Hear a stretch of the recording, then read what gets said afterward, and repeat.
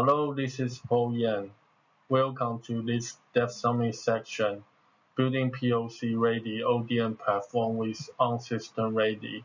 In this section, we will have 3 speakers to address the topic of SystemReady certification, System Lab, virtualization checklist, and demonstration.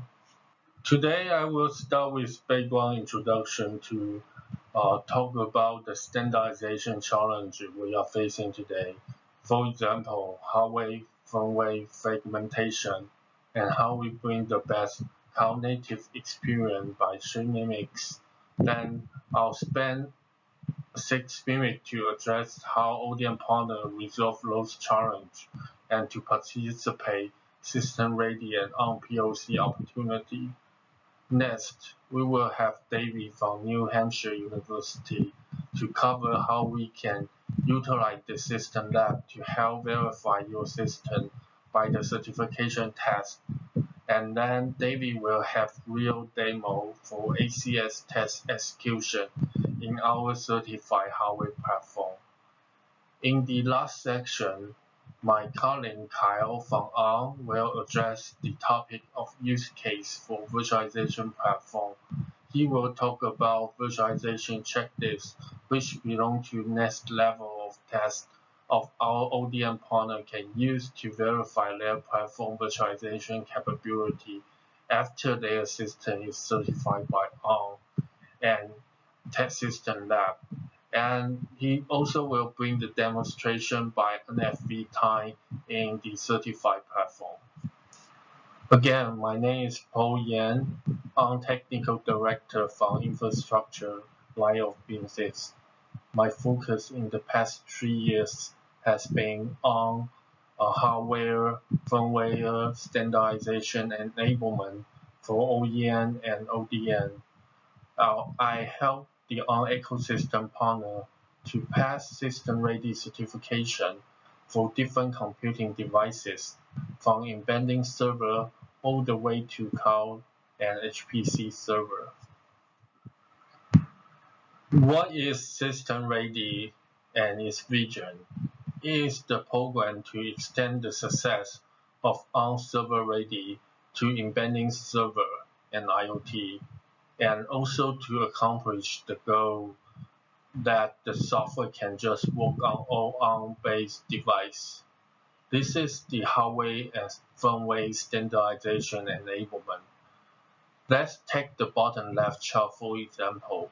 That is the full stack before system-ready program, where each ARM silicon needs to have its SoC customized firmware, OS, SDK, and application. Such a practice poses a huge cost in development and maintenance, and also the slow time to market. But when we look at the right chart, which stands for the stack after the system-ready enablement, each SoC has system-ready compliant hardware and firmware to support the reuse of common operating systems and all the middleware and application above it, which can help the software development to scale and save the total development cost.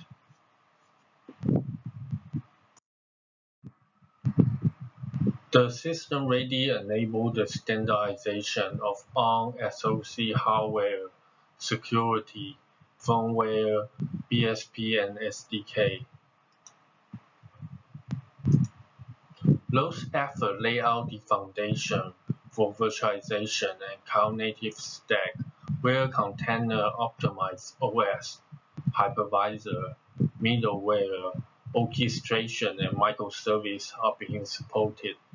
In later Kyle's section, he will bring up the demonstration of virtualization in the system-ready certified platform. And then the different software-defined and cloud-native use case enable the modern edge computing using the different communication technologies such as 5G, LTE, broadband, and Wi-Fi. On system-ready certification, gained a lot of attention and support from vast ARM ecosystem. We got many partners who send their board and system to ARM to pass SystemReady certification, such as ARM Silicon Partner, Ampere, Fujitsu, Marvell, MediaTek, NSP, and Novaton. Also many OEM and ODM, as you can see from the chart. Also, we have supporters from different segments to support on hardware and firmware standardization effort. As you can see, we have many the OS vendor such as Canonical, Microsoft, Red Hat, should say VMware, also EDA vendor, independent firmware vendor, and communities.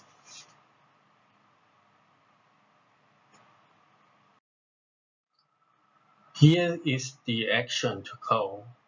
All SystemReady program has been acknowledged by different Tier 1 telecom operators, CSP, and OEM.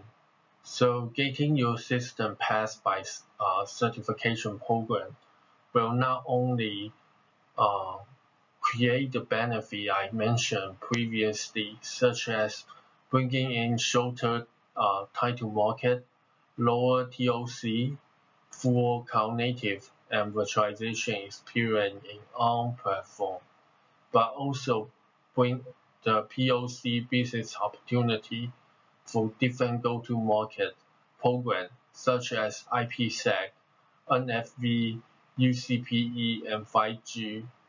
We would like to collaborate with you to certify your system and co-promote your product. Therefore, please contact Sonny Wang and me. We will support you throughout the entire SystemReady journey. And last, I will hand it over to David from New Hampshire University for how we can utilize the System Lab during your SystemReady certification journey and deep dive of certification test. Thank you for your time. Hello everyone, I'm David Wolf from the University of New Hampshire Interoperability Lab, and I'm happy to be able to be here today to talk about UNH's partnership with ARM on the SystemReady program. At UNH-IOL, I oversee our technology office, looking for new initiatives, looking for new ways that we can support different communities that we do testing for. And I've spent a lot of my time doing compliance and interoperability testing for various storage interfaces and networking technologies, and believe that our experience in that puts us in an excellent position to support ARM in this exciting step of launching the SystemReady program. A little bit about UNH-IOL, for those of you who are not familiar with us. We're an independent test lab located at the University of New Hampshire. That's in the northeastern United States, and we've been in business for around 30 years. Doing a variety of compliance and interoperability testing for storage technologies, networking technologies, broadband access technologies, wireless technologies, all kinds of things. And we've been supporting a number of communities along that way. We are 100% funded by commercial industry, so we do operate as business. We consider the companies that we do testing for as customers, and we have close to 200 customers that we work with these days. We have a dedicated lab facility at the University of New Hampshire, and as part of that, we actually have a dedicated PlugFest facility for doing group test events. And even throughout the coronavirus pandemic, when we haven't had large events there, we've still been able to use that space for virtual PlugFests, where companies send just a product to our lab, and our staff there plugs those things together and performs interoperability testing. So in spite of the difficulties, that facility has remained quite busy over the last 18 months. So of course, we do a great deal of compliance and interoperability testing day in and day out at UNH-IOL. And a lot of that testing goes to support different certification programs in a variety of different industries. For example, we've spent a long time supporting the IPv6-ready logo committee, doing testing for them. And also supporting testing for the USGV6 test registry. That's the US government IPv6 test registry. Basically, products need to go through certain testing before being purchased and deployed in government networks. One effort that I've spent a lot of time on is the NVMe and NVMe-OF integrators list. And there, we went through the NVMe specification, pulled out all of the test requirements, built test cases around that, built test tools around that, and now serve as a lab for companies who want to prove that their products are compliant to various NVMe specifications. Additionally, the lab supports Power over Ethernet certification sponsored by the Ethernet Alliance, the GFAS certification sponsored by the Broadband Forum, and Avenue certification. And now, I'm happy to say we'll be supporting ARM SystemReady testing with our partner ARM. And that's really what our presentation today is going to focus on. In support of that ARM SystemReady effort, we've deployed some ACS testing infrastructure at UNHIDO, getting some dedicated lab space for that. And we have the various test tools already deployed, ready to go at our lab. We have images for the various test operating systems like LoveOS and SCT ready to go in our lab. And we've been honing our skills with bringing up operating systems on a variety of ARM platforms. And that's an important one. Now, really, when you think about some of the purposes of the ARM SystemReady program, one of the goals that's so important is for an off-the-shelf, regular operating system image to be easily installed and just work on an ARM platform. And so that's a really important part of the testing. We'll get a little bit more detail into that. A little bit about the ACS testing, or the architectural compliance suites, the tools that you can download and run to kind of take first steps in proving ARM SystemReady certification. There's a couple parts to that. The first is the hardware requirements. These are in the SBSA tests. Those check things like CPU operation, PCIe bus operation, things like that, and make sure that there's a degree of compliance there and that the drivers work without any kind of patches or bug fixes or anything like that, that they kind of work off the shelf. There's also some firmware-based tests, or firmware requirements tests, the SPVR tests. Those check UEFI functionality, SMBIOS functionality, and so forth. And we use tools like SCT and FWTS for that. Now, one important thing to remember about these tools is that they're open source and they're available on ARM's GitHub site. And you can see the link down there at the bottom of the slide. One thing I would really encourage folks who are interested in putting a product through the ARM SystemReady program, go onto that GitHub site, download the tools, and run them on your product.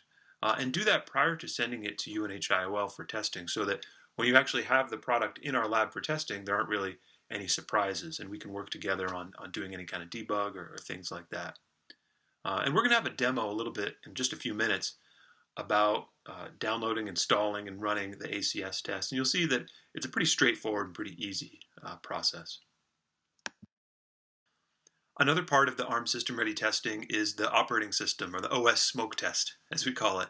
And as I alluded to earlier, one of the really important parts of this SystemReady program is to make sure that an off-the-shelf installation, off-the-shelf OS image can be installed and run successfully on an ARM platform.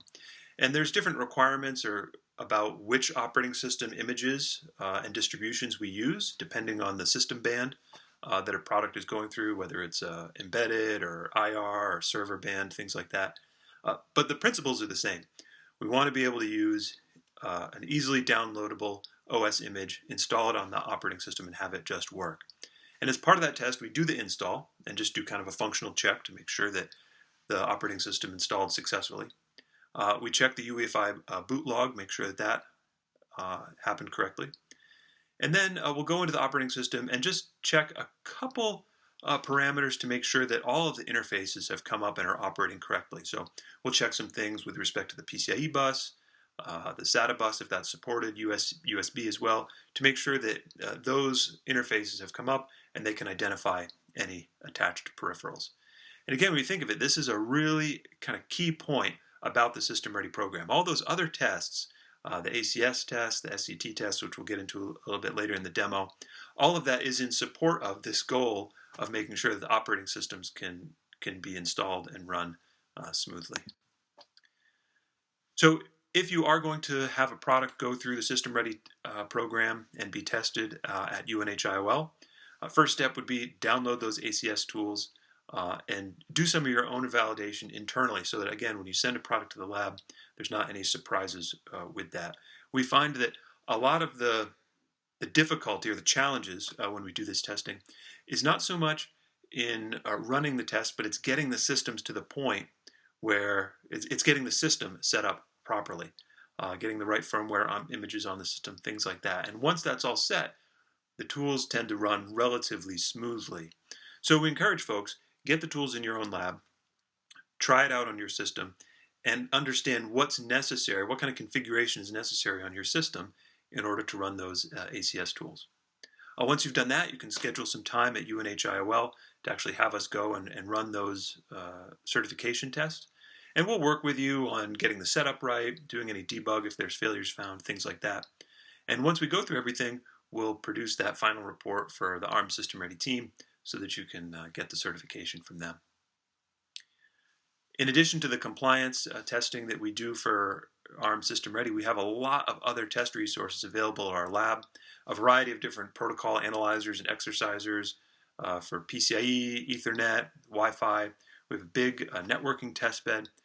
We also have a variety of physical layer test equipment, from high-speed oscilloscopes and BERTs, network analyzers, and things like that. So there's a lot of things that we could do that, if there's problems found in the SystemReady test, we can work with you on debugging that.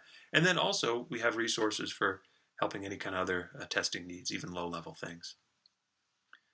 So that gives you a little bit of an overview of how UNHIDO is working with ARM on the SystemReady program. Now I'd like to go into a demo about some of the tools. I'll show you the execution, the installation of the ACS tools, and then also a look at the test logs. Just, again, to give you an idea of what you'll see when you actually try and go through that process yourself. So the first demo here we have of building the ACS. So this is just walking you through the process from the command line, installing the ACS tool set on a system. And you'll see that it's fairly straightforward. There takes a little bit of time to download. And we'll just fast forward through the download here. And then you'll get to the point where, after downloaded and install, all that happens automatically. You can actually build the tool, and you'll see that you can just do that build sh command, and the building takes just a few seconds, and you get to the point where the ACS tool is ready to use. So going to our next slide, we'll actually see running the SBSA EFI test. So these ones we boot up to the UEFI shell and run the simple command to start the SBSA test execution. And you'll see this run. And in this case, you're going to note that the user typed in a skip command. If you can see it there, they typed in a skip for test 603. And that's a good thing to be aware of. And again, you saw those SBSA tests have finished relatively quickly. On the next slide, we'll look at the test results. So this is the test results. This is the test log that got produced in that SBSA test that we just ran. And as I mentioned, the user input a skip command. You actually see that in the top line right here on the left. And if you look over here on the right, the test log continues, and you see that 603 user override skip test. So that's a good thing to keep in mind when you're running these tests. Sometimes an early test will hang up for a particular reason, and you want to see if the ones after that will finish successfully. So you can use that skip command as a little bit of a debug tool to help you get through and figure out which tests are having problems and which ones are not. So that's a quick overview of the SBSA EFI tests and test result. Next is the LoveOS ACS test execution. Again, we went through the process to install it, and here we are running it. You can see it takes just a few seconds to run the LoveOS ACS test. Now you'll see here there's a number of tests that were skipped, and we'll see that in the next slide. Here's again the test result review, just so we can look at that statically. There's a number of tests that are skipped, and that's just based on the feature support that the particular device that we were using for test had. So this one had a number of features that weren't supported, so the test just skipped. That's not a failure, it's just that there's not support for that feature. Obviously, test time will vary depending on the number of features that the product supports. So you can see here in the test log, there at the very end, we see total tests run 19, tests passed 3, tests failed 1. Obviously, a number of tests skipped. The ones we're going to pay attention to are the ones that failed. And so if you look kind of over on the left, you'll see about the middle of the screen there a fail on the ECAM memory accessibility test. We do see some interoperability problems with ECAM, so that's something to pay attention to. That's a fairly, we've seen a number of those types of failures, so something to pay attention to there with respect to ECAM interoperability. Next is the SCT test execution. And again, you'll see it's fairly straightforward here, running from the command line. This one does take some time, so we'll fast forward through it. You see the first step is just checking that the ports are up and functional. And as we get into it, you'll see that the test starts to run, and you'll see it starts to count down the tests. So in this case, starting at around 180 tests, and it's going to count down from there on test execution. So I've jumped forward a little bit. You can see the log gets output for the user to show which test is running and how that's going. If we go to the next slide here, you can actually see the full result for running the SCT tests. And again, you see a nice printout here of the results: 14 passes, 18 warnings, 0 errors. And again, you're going to see those warnings and skips in cases where there's not perhaps full support for a feature that a test is checking for. So kind of the purpose of this demo was not to give you a deep dive on how these tools run, but to give you some confidence of going out to that GitHub site that ARM has put up, downloading these tools and running them in-house.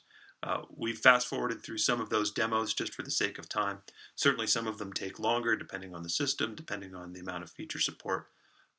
But you can see that they run fairly simply. They're pretty easy to run.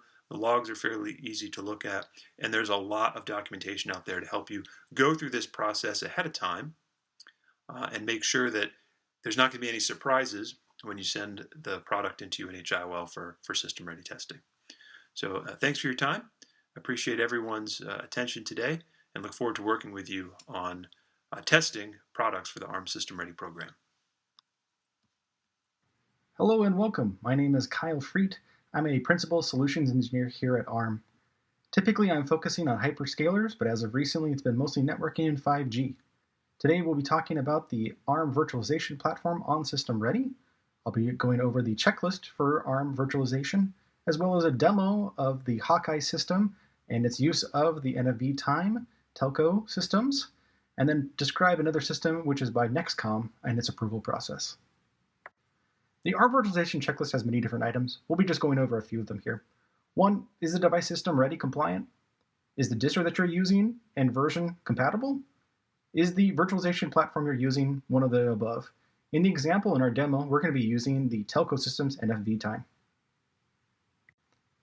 A demo will be following after this slide, which will go over the Hawkeye system using the telco NFV time with 2 Clavister VNFs using OVS as its transport. Then I'll go ahead and describe also another system that's going through the process, which is the Nexcom system. Hello and welcome to the demo of NFV time by telco systems on a Hawkeye system using the ARM virtualization on SystemReady. So VNF requires a couple different services that are external to this for management. One is a controller, a concentrator, and the manager itself. We're going to go ahead and focus on the manager now so I can give you more detail on the UCP. So this UCP, the Hawkeye I mentioned before, 16 gigs, 4 cores. 3 of these cores are 100%, one being DPTK, the other 2 being VNFs that are running Clavister. We'll go scroll that down for here. Okay, both of those VNFs are right here showing this. We go to a prettier picture of the overall overview of it. And we have the 2 VNFs that are running here that are then interconnected by this OVS. So let me log into each one of them, show you some more details about it, and then we'll do a simple test.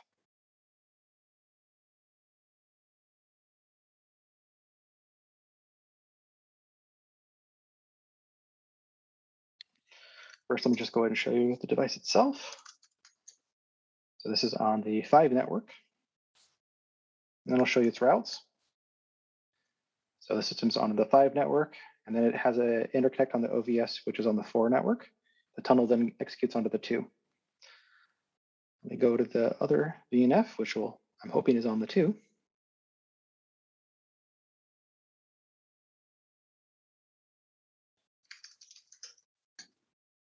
Which is on the 2. I'll show its routes as well. And that interconnect with the tunnel, which is on the 5 network. So let's go ahead and ping that and see if it goes through the OVS. And it does. Okay, and then I wanted to describe another system here as well, which is the Nexcom 2160, which is running OpenStack, also running a VNF, which is also Clavister. Unfortunately, the system is not in a demoable state, so I will not be able to do that today, but it's going through the process of it and should be very similar in feel. It touches this since it's running SystemReady. Thank you very much for your time, and I hope you enjoyed the demo.